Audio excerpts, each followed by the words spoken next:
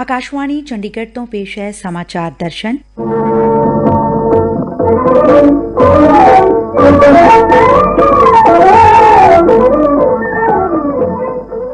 ਅੱਜ ਦੇ ਅੰਕ ਵਿੱਚ ਸ਼ਾਮਲ ਹੈ ਰਾਸ਼ਟਰੀ ਗ੍ਰਾਮੀਣ ਆਜੀਵਿਕਾ ਮਿਸ਼ਨ ਤਹਿਤ ਡਿਜੀਟਲ ਅਦਾਇਗੀ ਦੀ ਸੁਵਿਧਾ ਅਤੇ ਹਰਿਆਣਾ ਯੋਗ ਆਯੋਗ ਦੇ ਚੇਅਰਮੈਨ ਜੈਦੀਪ ਆਰਿਆ ਨਾਲ ਗੱਲਬਾਤ।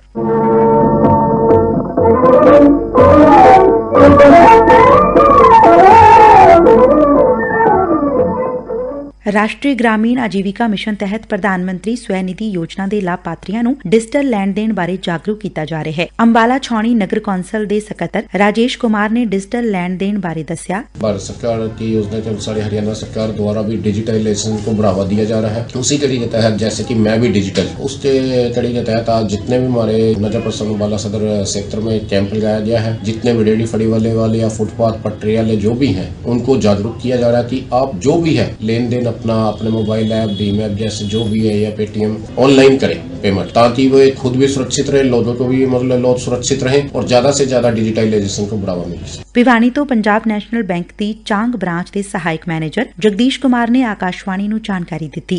लोगों को डिजिटलाइज करने के लिए जितने भी हमारे सेल्फ हेल्प ग्रुप हैं उन महिलाओं को एकत्रित किया और उनको डिजिटल ट्रांजैक्शन के बारे में जानकारी दी, ताकि वो ज्यादा से ज्यादा अपने जो पैसों के ट्रांजैक्शन है वो इलेक्ट्रॉनिक माध्यम के द्वारा कर सकें तथा दूसरे लोगों को भी इसके बारे में सिखाएं, ताकि उनका पैसा बैंकों में सुरक्षित रहे और वो सुरक्षित रूप से अपना लेन देन कर सकें। फरीदाबाद तो जिला मैनेजर सुधीर कुमार ने योजना बारे विस्तार च दस्या। पीएम स्वनिधि योजना जो कि हमारे केंद्रीय सरकार की बहुत ही महत्वपूर्ण योजना है, हमारे जिले फरीदाबाद में लगभग 5161 लाभार्थियों को इसके लाभ दिए जा चुके हैं। चूँकि सैंक्शन हो चुके हैं लोन, 3000 लोगों को डिसबर्समेंट हो गया है और 1200 लोगों को करीब ये प्रोसेस में है अभी, जो कि डिसबर्समेंट हो जाएगा। इसके अंतर्गत 10,000 रुपए का लोन प्रोवाइड किया जाता है प्रथम चरण में, और 1 साल के अवधि में यदि वो लोन पूरी तरह से पेमेंट हो जाता है तो फिर उसके बाद 20,000 रुपए का लोन प्रदान किया जाता है, और इसके बाद फिर तीसरे चरण में इसमें 50,000 रुपए का लोन प्रदान किया जाता है, जो कि स्ट्रीट वेंडर्स जो कि हमारे रेहड़ी पटरी वाले हैं, इनकी विभिन्न जो आर्थिक रूप से जरूरतें हैं उनको पूरा करने के लिए ये दिया जाता है। हमारे जिले में मैं भी डिजिटल के माध्यम से बहुत सारे कैंप हम लोग कर रहे हैं और बहुत ही ज्यादा हम लोग जागरूक कर रहे हैं कि जितने भी स्ट्रीट वेंडर हैं वो डिजिटल मोड का उपयोग करें और QR कोड अपना बना करके उसके माध्यम से ट्रांजैक्शन करें, जो कि डायरेक्ट उनके अकाउंट से लिंक होगा और पैसा सीधे उनके अकाउंट में जाएगा, जिससे कि छोटे छोटे ट्रांजैक्शन में जो असुविधा होती है, जैसे कि खुले पैसे नहीं होने पे 500 का नोट देने पे हमने अगर 100 रुपए का या 55 रुपए का सब्जी लिया तो लेन देन की बड़ी असुविधा होती है, तो वो चीजें नहीं होंगी। डायरेक्ट बेनिफिशियरी के अकाउंट में पैसा जाएगा। देने वाले को भी बड़ी सुविधा होती है। आजकल बहुत सारे लोग डिजिटल मोड का ही इस्तेमाल करते हैं और उसके माध्यम से पैसा देना चाहते हैं, और गवर्नमेंट की भी यही मंशा है कि अधिक से अधिक लोग डिजिटल मोड का उपयोग करें और कैश लेन देन का प्रयोग कम किया जाए। तो इसके मद्देनजर देखा जाए तो ये बहुत ही अच्छी योजना है और हम लोग जो है इसमें बहुत प्रयास कर रहे हैं। इसमें हम लोग ज्यादा से ज्यादा लोगों को इसमें जागरूक करें और अपने जितने भी स्ट्रीट वेंडर हैं उनको डिजिटल मोड के अंतर्गत लाएं और उनको एक हैबिट बनाएं कि वो सारे ट्रांजैक्शन डिजिटल मोड में करें।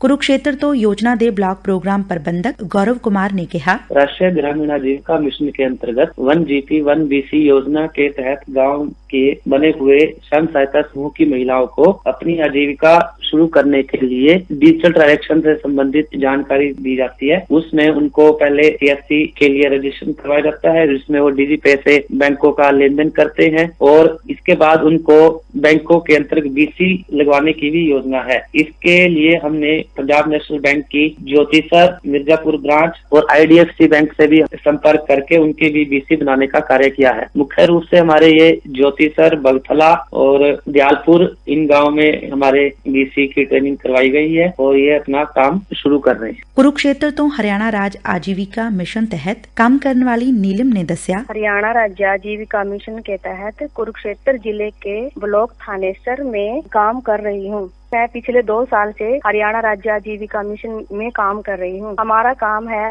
गांव में जाकर समूह बनाना, यानी मैं एक सीआरपी भी हूँ जो पास के गांव में जाकर समूह बनाती हूँ। हमारा कार्य है कि गांव में जाकर महिलाओं को डिजिटल भुगतान के बारे में जागरूक करना, यानी उनको कैसे डिजिटल से भुगतान किया जाता है उसके बारे में विस्तार से बताते हैं। डिजिटल भुगतान की जरूरत इसलिए भी पड़ती है क्योंकि कई बार जो हमारी औरतें होती है या जो अनपढ़ पुरुष होते हैं जिनको बैंकिंग के बारे में ज्यादा पता नहीं होता, कई लोगों के पास स्मार्टफोन भी नहीं होता, तो हम उन्हें बैंक कॉरेस्पॉन्डेंट के पास जाने की सलाह देते हैं। समूह की महिलाएं अब बैंक कॉरेस्पॉन्डिंग का काम भी करती हैं। जो समूह से जुड़ी हुई महिलाएं हैं वो बैंक कॉरेस्पॉन्डिंग का काम भी करती हैं, यानी ये काम अब समूह की महिलाएं भी करने लगी हैं। अब सरकार हर एक गाँव में समूह की महिलाओं को बैंक बीसी नियुक्त किया गया है ताकि वो लोगों को डिजिटल भुगतान के बारे में बता सके। अंबाला छौणी ਤੋਂ अर्पित अग्रवाल ने प्रधानमंत्री स्वनिधि योजना तहत लाए गए कैंप बारे जानकारी दी। नगर परिषद अंबाला सदर द्वारा पीएम स्वनिधि के अंतर्गत मैं भी डिजिटल कैंप लगाया जा रहा है, जिसके अंदर जितने भी हमारे स्ट्रीट वेंडर्स हैं उनको डिजिटल भुगतान, डिजिटल लेन देन के लिए उनको जोड़ा जा रहा है, जिससे वो अपनी जो भी पेमेंट है, सब्जी बेचता है, कोई फ्रूट बेचता है, कोई स्ट्रीट वेंडिंग कोई भी किसी भी तरह का काम करता है, वो जो लेन देन है वो ग्राहकों से डिजिटल माध्यम से ले सके, उसको बढ़ावा देने के लिए नगर परिषद के अंदर यहाँ पर लगाया जा रहा है। इसमें सरकार इनको कहीं बेनिफिट भी दे रही है स्ट्रीट वेंडर्स को। इसके अंदर स्ट्रीट वेंडर्स को 1200 रुपए तक का कैशबैक मिलेगा, जिसके अंदर जितनी ये भुगतान ऑनलाइन के माध्यम से लेंगे, अगर 200 रुपए पर मंथ लेते हैं तो उसके अंतर्गत इनको उनके अकॉर्डिंग जितनी पेमेंट ये लेंगे उसके अकॉर्डिंग मंथली इनको सरकार द्वारा कैशबैक भी इसके अंदर दिया जाएगा। हरियाणा च 75 ਲੱਖ सूर्य नमस्कार बारे जानकारी लैण लई आकाशवाणी ने हरियाणा योग आयोग के चेयरमैन जयदीप आर्या नाल गलबात कीती। उन्होंने कहा, जो ये मोबाइल की संस्कृति आ रही है, ये अपसंस्कृति आ रही है, वो भारतीय संस्कृति से जुड़े,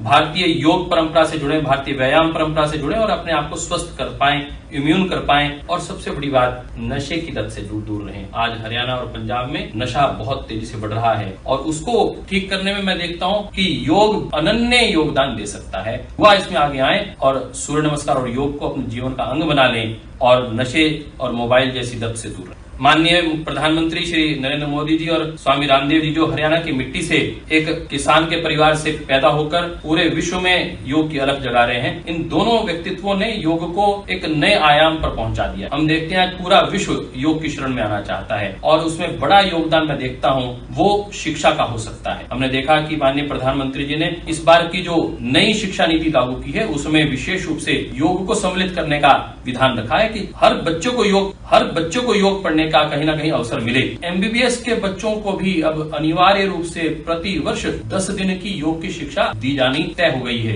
और उस पर कार्य आरंभ हो चुका है। और आपको जो प्रधानमंत्री जी का एक बड़ा मूल वाक्य है, आधा घंटा की डोज हर रोज, ये योग का उनका जो विषय है कि फिटनेस की डोज आधा घंटा हर रोज। माननीय प्रधानमंत्री जी ने योग को योगासन के रूप में, खेल के रूप में भी सम्मिलित कर लिया है और अब खिलाड़ी भी योग के आज सामने आ रहे हैं। 8-8 वर्ष के बच्चे योगासन खेल में सम्मिलित हो रहे हैं और प्रोत्साहन स्वरूप जब उन्हें सर्टिफिकेट मिलता है, अवार्ड मिलता है, ग्रेडेशन मिलता है, एक वर्ष में लगभग 1 लाख विद्यार्थियों में से नेशनल गेम्स में बच्चे पहुंच रहे हैं। और हरियाणा सरकार भी बहुत बड़ा काम कर रही है कि युवाओं को योग से जोड़ने के लिए हरियाणा ने पहली बार पूरे भारत में, हरियाणा एकमात्र राज्य है जहां योग को शिक्षा पाठ्यक्रम का अनिवार्य विषय बना दिया है। ਇਸ ਦੇ ਨਾਲ ਹੀ ਸਮਾਚਾਰ ਦਰਸ਼ਨ ਦਾ ਇਹ ਅੰਕ ਖਤਮ ਹੁੰਦਾ ਹੈ। ਪੇਸ਼ਕਸ਼ ਆਕਾਂक्षा ਸਕਸੈਨਾ, ਵਾਚਿਕਾ ਚੰਚਲ ਸ਼ਰਮਾ, ਪੇਸ਼ਕਾਰੀ ਸਹਾਇਕ ਸੁਖਵਿੰਦਰ ਸਿੰਘ।